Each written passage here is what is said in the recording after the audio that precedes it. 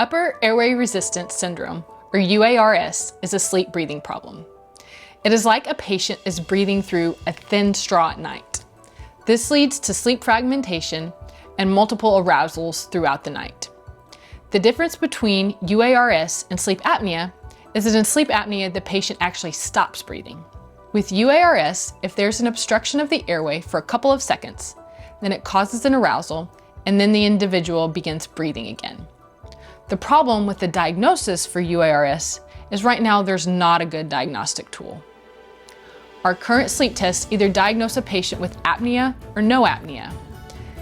The individuals with UARS are then just misdiagnosed as having snoring or idiopathic hypersomnia, which is a fancy term for excessive daytime sleepiness.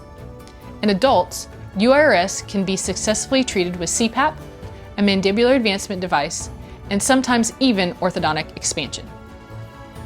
UARS is very common in young, fit females.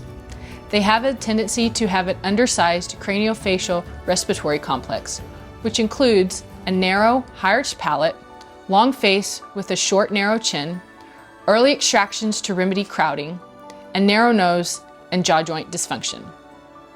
It was previously thought that UARS was a precursor to sleep apnea, but is also now recognized as its own independent condition.